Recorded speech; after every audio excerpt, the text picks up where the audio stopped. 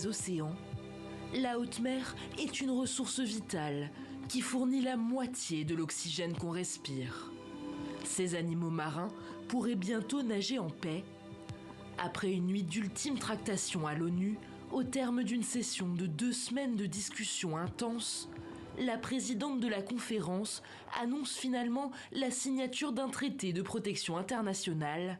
Le navire a atteint le rivage.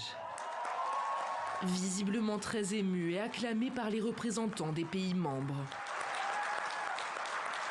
Car cela faisait 15 ans que les États négociaient pour protéger la haute mer, cet espace situé à plus de 370 km de toute côte, au-delà des zones économiques exclusives des États.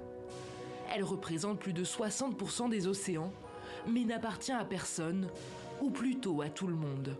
Longtemps laissée à la merci des pollutions et de la surpêche, seul 1% de sa surface est aujourd'hui protégée.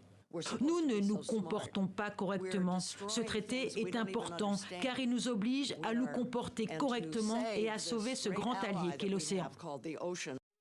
Si le contenu précis du texte n'a pas encore été publié, on sait déjà qu'il créera des aires marines sanctuarisées.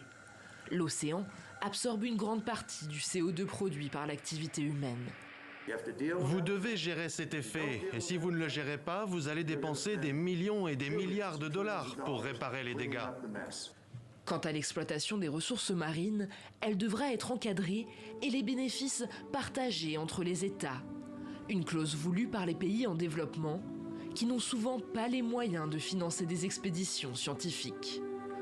Le texte ne peut désormais plus être modifié qu'à la marge. Il devra être traduit en 6 langues avant d'être ratifié par chaque pays.